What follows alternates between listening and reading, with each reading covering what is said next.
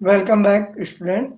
ध्यान दीजिए, class 7 maths में यूनिट 9 में वर्कशीट 3 आज इसका सोल्यूशन हम लोग देखेंगे। तो इसमें जो कॉन्ग्रुएंस कंडीशन दिया हुआ है वो दिया है ए एस ए कॉन्ग्रुएंस कंडीशन, यानी एंगल साइड एंगल। अगर दो ट्रायंगल दिए हुए हैं और इन ट्रायंगल्स के दो एंगल आपस में इक्वल है,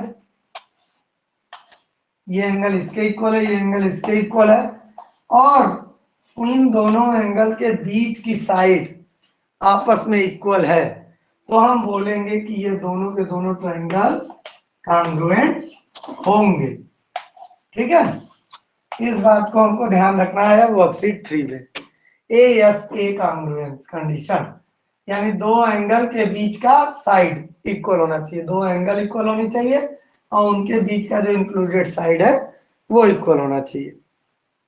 तो चलिए फर्स्ट क्वेश्चन स्टार्ट करते हैं। देखिए यहाँ एक क्वेश्चन दिया हुआ है। In figure angle P angle Y के इक्वल है 40 degree, angle Q angle Z के इक्वल है 60 degree. Find the third pair of congruency corresponding parts which make triangle PQR congruent to triangle YZX। ये दोनों triangle congruent हो, इसके लिए दो केस तो दे दिया, एक एंगल इसके इक्वल है, एक एंगल इसके इक्वल है।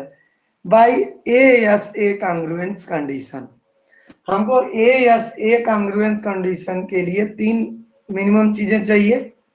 ए लिखा है, ये क्वेश्चन नंबर 1 है। ए यानी एंगल साइड एंगल, मिनिमम ये तीन चीजें इक्वल होनी चाहिए दोनों ट्रायंगल में।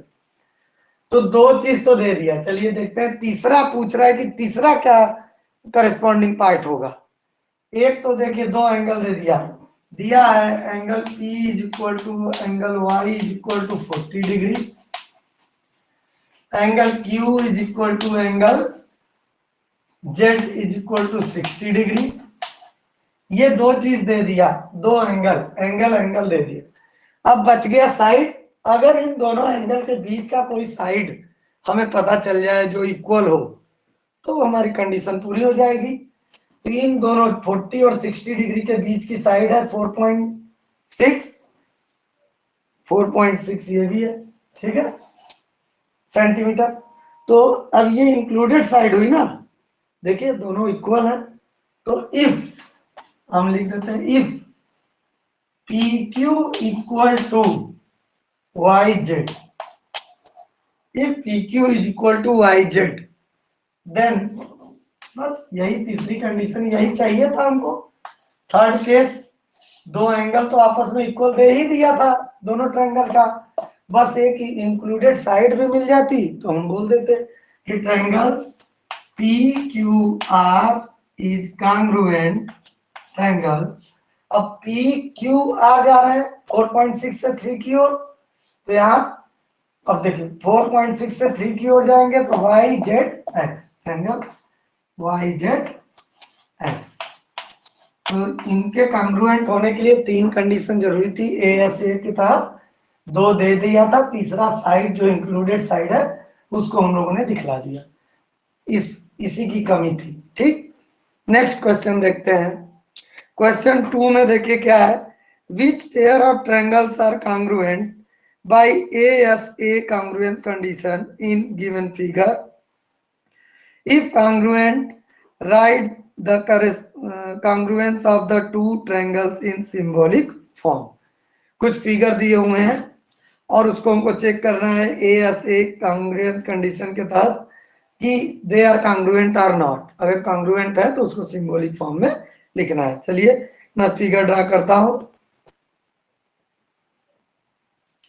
देखिए 2 का फर्स्ट जो है ये फिगर दिया हुआ है, इसमें ABC और XYZ दो ट्रायंगल है। एंगल A दिया हुआ है एंगल Z के equal, angle A angle Z के इक्वल है।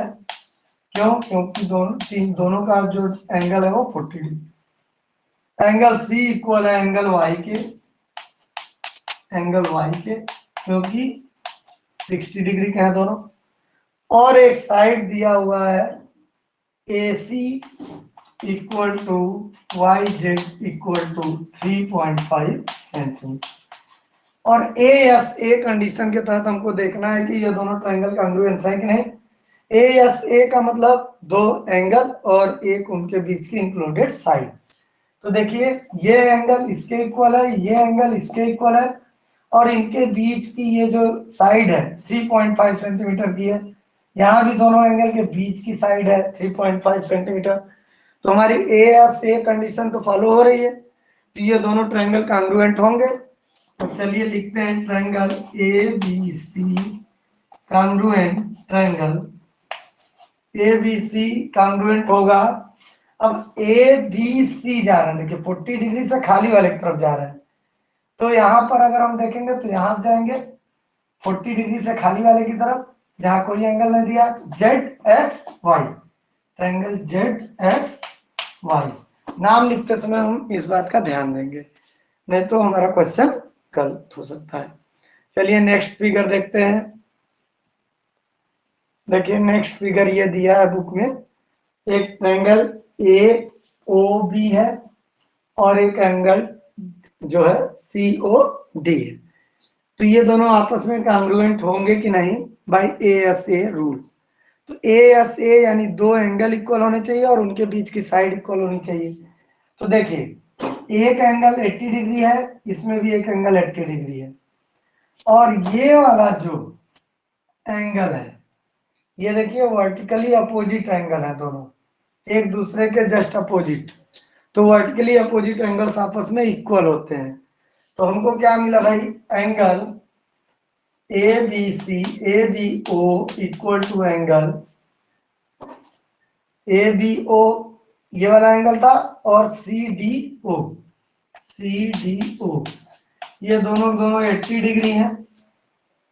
फिर हमको एक साइड दिया हुआ है, क्या दिया है, OB इक्वल टू OD, ये 4 सेंटीमीटर है, और एक एंगल हमारे पास ये वाला भी है AOB equal to angle COD equal to कुछ भी नहीं, इसके आगे आप लिख सकते हैं ब्रैकेट में वर्टिकली अपोजिट एंगल, क्योंकि वर्टिकली अपोजिट एंगल है, शीर्षाभिमुख कोण है, इसलिए दोनों आपस में इक्वल होंगे। तो देखिए दो एंगल और उनके बीच का इंक्लूडेड साइड इक्वल है दोनों ट्रायंगल का। तो हम लिख सकते हैं कि triangle AOB is congruent, triangle AOB है तो COD, ये दोनों के दोनों ट्रायंगल आपस में कॉन्ग्रुएंट होंगे बाय ASA रूल। देखिए थर्ड वाला जो क्वेश्चन 2 का है उसका फिगर कुछ ऐसा दिया है। ABC एक ट्रायंगल बन रहा है इसमें ABC, और एक बन रहा है DBC।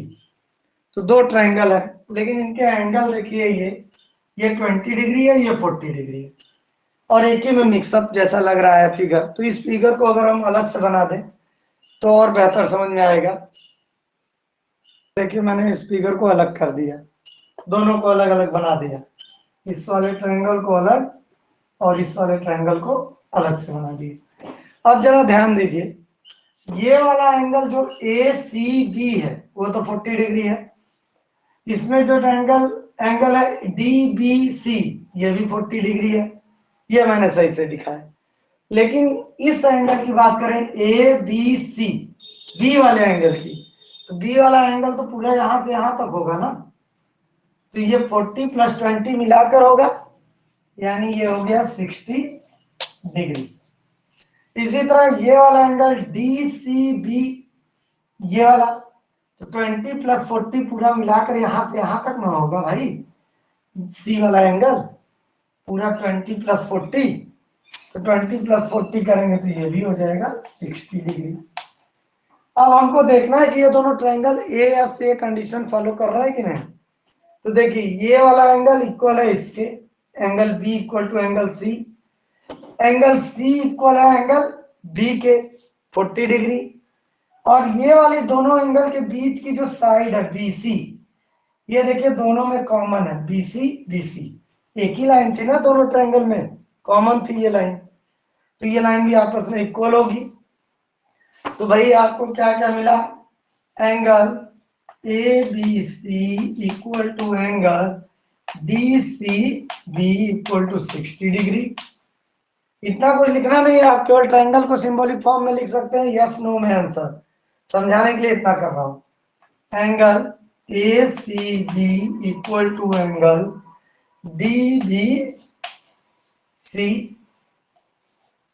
इक्वल टू 40 डिग्री, और एक साइड इनके बीच की BC इक्वल टू BC, क्यों, कॉमन साइड है ये, इट इज कॉमन साइड, ये कॉमन साइड हुआ। तो जब तीनों चीज मिल गई हमको, दो एंगल और उनके बीच का इंक्लूडेड साइड इक्वल है दोनों ट्रायंगल में, तो हम लिख सकते हैं triangle ABC is congruent triangle, किसके ABC 60 से 40 की हो रहा है, तो DCB, triangle DCB both are congruent. हम सीधे यस लिख के इतना आंसर भी लिखकर काम कर सकते थे। चलिए नेक्स्ट फिगर देखते हैं। देखिए नेक्स्ट फिगर हमारा जो क्वेश्चन का है, क्वेश्चन 4, ABC और ADE दो ट्रायंगल दिए हैं।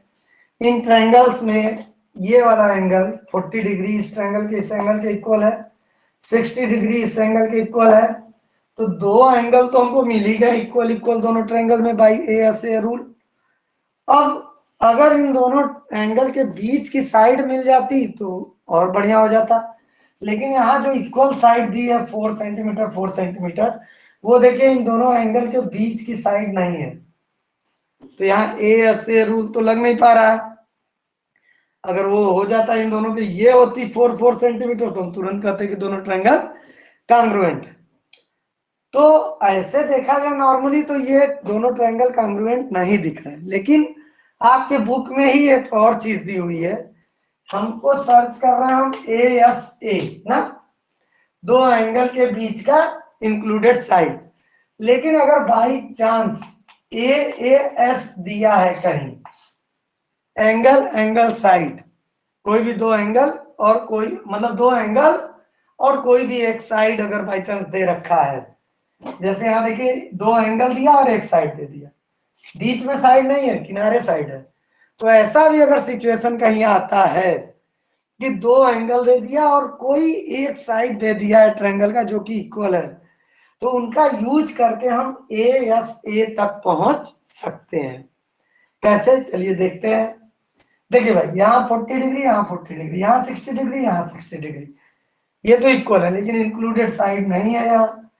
तो ठीक है भाई, हम एक और चीज जानते हैं, एंगल सम प्रॉपर्टी का यूज करके क्यों ना हम इस वाले एंगल की वैल्यू फाइंड आउट कर लें, मेजरमेंट।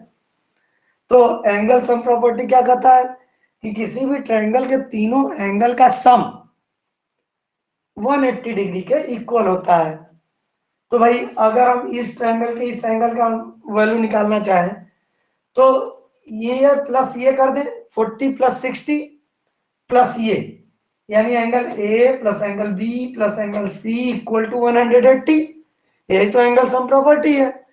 तो अगर माइनस करेंगे 180 में से इन दोनों को ऐड करिए, 100 आया, तो 180 में से 100 माइनस होगा तो 80 डिग्री, ये आ गया 80 डिग्री। इसी तरह इन दोनों को ऐड कीजिए तो 100 आया, 180 में से माइनस करेंगे तो 80 डिग्री। अब देखिए हमने AAS जो हमको पता दिया था, दो एंगल और एक कोई एक साइड, उसका यूज करना है हमको। तो मैंने पहले हम लोगों ने काम क्या किया, दो एंगल दिए हुए थे ट्रायंगल के, तीसरा फाइंड आउट कर लिया 80 डिग्री 80 डिग्री, ये भी आपस में इक्वल है। अब देखिए 80 डिग्री 80 डिग्री 60 डिग्री 60 डिग्री और इनके बीच की इंक्लूडेड साइड 4 सेंटीमीटर इक्वल हो गई। तो यही तो ASA फॉलो हो रहा, सही है। तो हमारा जो कंडीशन था वो हमारा पूरा हो गया। इसको लिख लेते हैं एक बार सिंबॉलिक फॉर्म में। देखिए सिंबॉलिक फॉर्म में इस तरह से हम लोग लिख लेंगे, और उसके बाद जब दो एंगल और उनके बीच की इंक्लूडेड साइड इक्वल हो गई तो हम लिख सकते हैं ट्रायंगल ABC कॉन्ग्रुएंट ट्रायंगल। अब देखिए ABC हम ले रहे हैं ABC 40 से 80 डिग्री की ओर, 40 से 80 डिग्री की ओर ट्रायंगल AED, ये दोनों ट्रायंगल आपस में कॉन्ग्रुएंट होंगे। अब देखिए नेक्स्ट क्वेश्चन जो दिया है उसमें ये फिगर दिया हुआ है, एक ट्रायंगल ABC है और एक ट्रायंगल XYZ है। तो इस तरह से सिंबल बना रहता है तो इसको हम 90 डिग्री जानते हैं, परपेंडिकुलर लाइन है 90 डिग्री। तो देखिए इस ट्रायंगल में भी एक 90 डिग्री है, इसमें भी एक 90 डिग्री है, इसमें भी एक 60 डिग्री है, इसमें भी एक 60 डिग्री है, लेकिन इसमें कहीं भी किसी भी साइड का मेजरमेंट नहीं दिया है, लेंथ नहीं दिया है। तो हम कैसे जानेंगे भाई कौन सी साइड किसके इक्वल है, जब तक लेंथ ही नहीं पता होगी, मेजरमेंट ही नहीं पता होगा। तो यहाँ दो एंगल तो है लेकिन साइड ही नहीं दिया है कि कितनी इक्वल एक भी साइड है कि नहीं। तो जब ऐसा केस आएगा जहां हमको ए या से फॉलो नहीं हो रहा है, दो एंगल्स तो हैं लेकिन साइड नहीं पता है, तो हम लिखेंगे triangles are not in congruent. Triangles are not congruent, सीधे लिए ट्रायंगल्स आर नॉट कॉन्ग्रुएंट। हो गया, इस तरह देखकर हम सीधे सीधे बता सकते हैं। अगला नेक्स्ट क्वेश्चन देखते हैं, चलिए नेक्स्ट क्वेश्चन क्या होगा हमारा, क्वेश्चन नंबर 2। एक फिगर दिया है, मैं ड्रा कर रहा हूं। देखिए यह फिगर दिया हुआ है क्वेश्चन नंबर 3 में, ठीक है।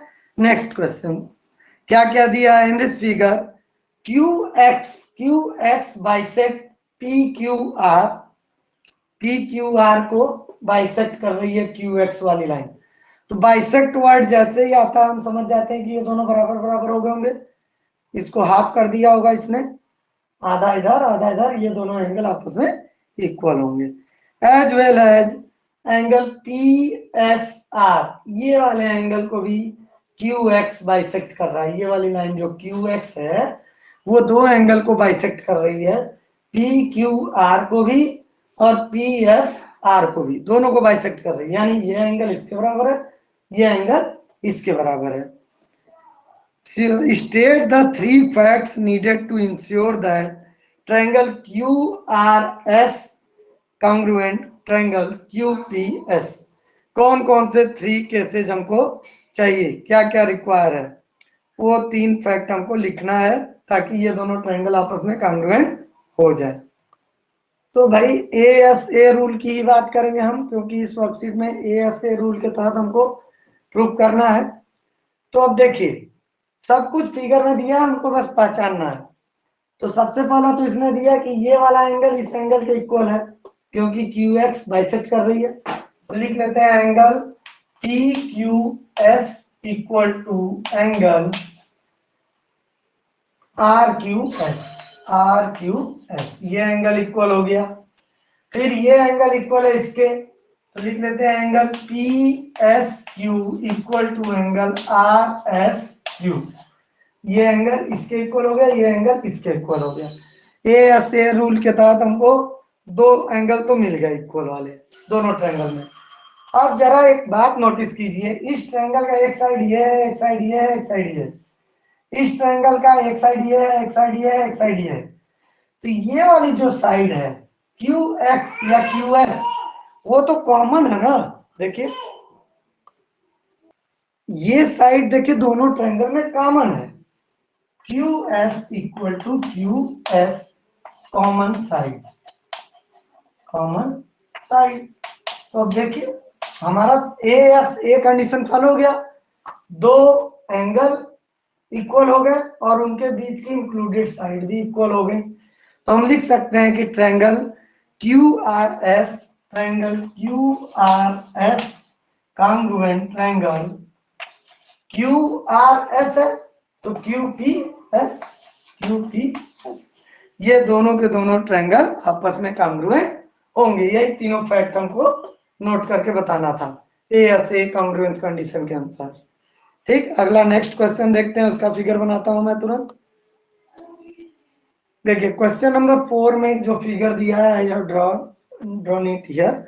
चलिए ध्यान दीजिए, इस फिगर में भी दो ट्रायंगल है हमारे पास, PSQ और PSR, और इसमें देखिए क्या दिया है, PS बाइसेक्ट एंगल P जो पीएस लाइन है वो एंगल पी को, यानी ये पूरे के पूरे एंगल को बाइसेक्ट कर रहा है पीएस, यानी ये एंगल और ये एंगल आपस में इक्वल होंगे, क्योंकि बाइसेक्ट किया है तो 50-50 दोनों बराबर होंगे।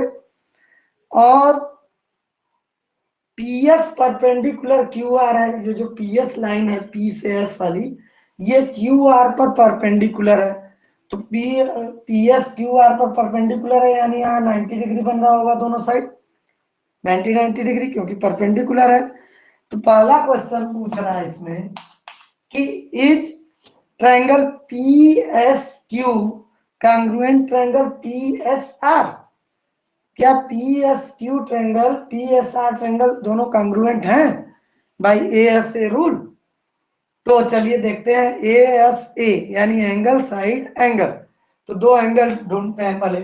ये एंगल देखिए इस एंगल के इक्वल है, ये 90 डिग्री इसके इक्वल है, और इन दोनों ट्रायंगल में देख रहे हैं ये वाली साइड पी एस कॉमन है। तो जब कॉमन साइड है दोनों ट्रायंगल में, ये साइड है, तो इसका मतलब ये हुआ कि ये साइड भी इक्वल है, भाई कॉमन है तो इक्वल ही है। तो तीनों चीज तो मिल गया, ए S A angle side angle. देखिए ये जो साइड है दोनों एंगल के बीच का साइड है, तो ए एस ए रूल के तहत दोनों ट्रायंगल कांग्रुएंट होंगे। तो हम पहले लिख देंगे यस। पहला क्वेश्चन यही पूछा था कि कांग्रुएंट होंगे या नहीं। दूसरा पूछ रहा है कि 3 पेयर्स बताइए ए एस ए कौन कौन सा है, किस कारण आप इसको कांग्रुएंट कर रहे हैं। तो हमारे पास angle QPS equal to angle RPS, ये एंगल इक्वल है इसके। फिर हमें क्या पता चला कि PSQ equal to angle PSR। क्यों? क्योंकि दोनों 90 डिग्री के होंगे, क्योंकि ये लाइन परपेंडिकुलर है इस लाइन पर, ये हो गया 90 डिग्री। और ये जो साइड है पीएस इक्वल टू पीएस, क्यों? क्योंकि ये दोनों ट्रायंगल में कॉमन साइड है, दोनों ट्रायंगल में कॉमन साइड है। तो यही तीनों कंडीशन तो थे ए एस ए, दो एंगल के बीच का इंक्लूडेड साइड इक्वल होना चाहिए, दोनों साइड दोनों ट्रायंगल का, तो वो दोनों आपस में कांग्रुएंट होंगे। तो ये 3 फैक्ट्स उसने पूछा क्वेश्चन में, हमने दे दिया। इसके आधार पर हम कह रहे हैं कि वो कांग्रुएंट होंगे। अब क्वेश्चन पूछ रहा है third, is it true to say that QS is equal to SR। QS equal to SR हम कह सकते हैं? बताइए, ये तो कहीं दिया नहीं है कि यस मिड पॉइंट है, तो हम कैसे कह देंगे भाई कि QS इक्वल है SR के। लेकिन चूंकि हम लोग यहाँ दिखला चुके हैं कि ये ट्रायंगल दोनों कांग्रुएंट हैं, और जब दो ट्रायंगल आपस में कांग्रुएंट हो जाते हैं तो उनके करस्पॉन्डिंग पार्ट्स भी आपस में इक्वल हो जाते हैं। तो हम लिखेंगे yes QS equal to RS। क्यों? By CPCT rule, corresponding parts of congruent triangle. क्योंकि हमने इन दोनों ट्रायंगल को प्रूव कर दिया कि ये दोनों कांग्रुएंट है, तो इनके करस्पॉन्डिंग पार्ट्स भी आपस में इक्वल होंगे, इसलिए QS is equal to SR होगा। इनके सारे पार्ट्स अब आपस में इक्वल होंगे, ये साइड इसके, ये साइड इसके, उसके बाद ये एंगल इस एंगल के इक्वल। क्यों? क्योंकि इनको हम लोगों ने बता दिया, दिखला दिया कि भाई ये दोनों ट्रायंगल कांग्रुएंट है। तो जब कांग्रुएंट है तो इनके करस्पॉन्डिंग पार्ट्स भी आपस में इक्वल होंगे। चलिए नेक्स्ट क्वेश्चन का फिगर बनाते हैं, क्वेश्चन नंबर 5। क्वेश्चन नंबर 5 जो कि इस वर्कशीट का लास्ट क्वेश्चन है। चलिए इसको देखते हैं क्या दिया हुआ है। एक फिगर दिया हुआ है और इस फिगर में बोलता है AO इक्वल टू BO, ये दोनों साइड इक्वल है, और एंगल A जो है एंगल B के इक्वल है, इतना दिया हुआ है। क्वेश्चन पूछ रहा है इज एंगल AOC यानी ये एंगल इक्वल है BOD, यानी ये वाला एंगल और ये वाला एंगल इक्वल होंगे, पूछ रहा है। तो हम बताएंगे कि हाँ भाई एंगल AOC इक्वल होगा एंगल BOC के। क्यों? क्योंकि आप देखिए ये दोनों वर्टिकली अपोजिट एंगल है, आमने सामने के एंगल।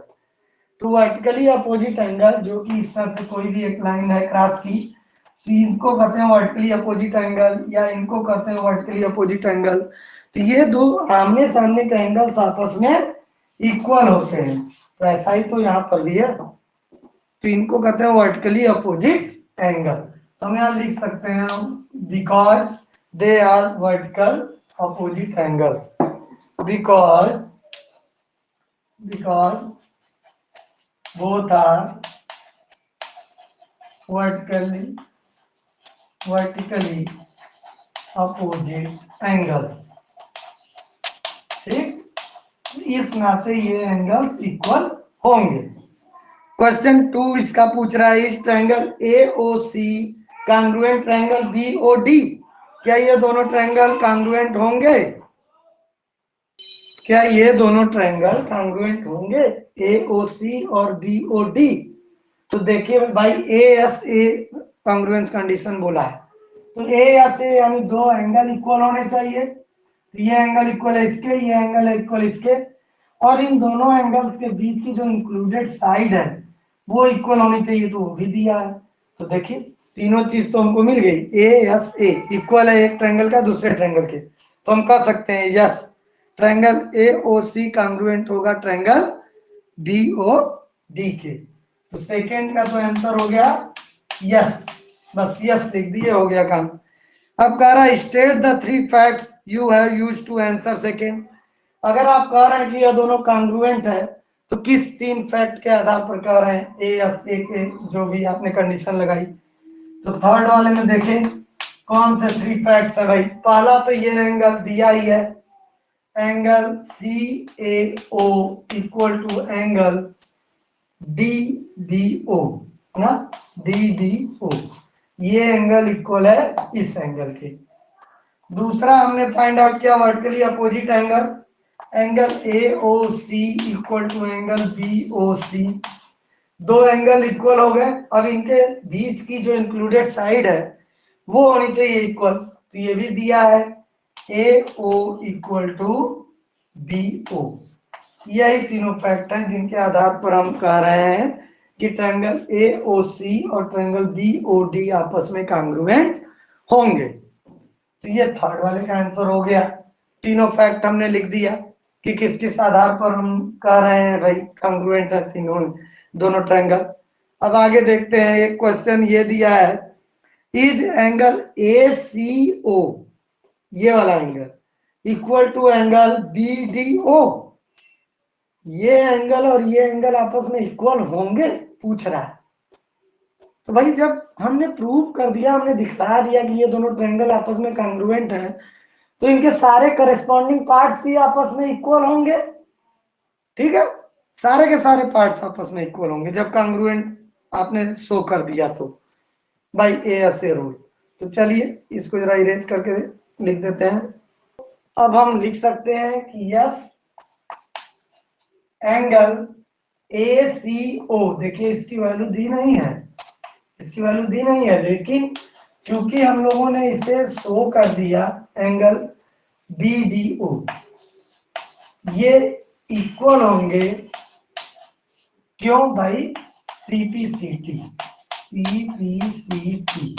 क्योंकि हमने ये शो कर दिया कि ये दोनों ट्रायंगल आपस में कांग्रुएंट हैं, इसलिए इनके सारे करस्पॉन्डिंग पार्ट्स, जैसे ये एंगल इसके इक्वल दिया था, ये एंगल इसके इक्वल हुआ, ये साइड इसके इक्वल हुई, तो ये साइड इसके इक्वल हो जाएगी, ये साइड इसके इक्वल हो जाएगी, और ये एंगल इसके इक्वल हो जाएगा।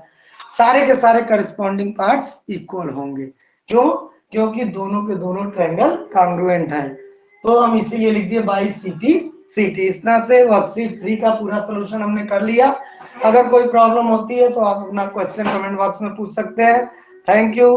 पसंद आया तो लाइक करें, शेयर करें, कमेंट करें और बेल आइकन प्रेस करना ना भूलें। Thank you.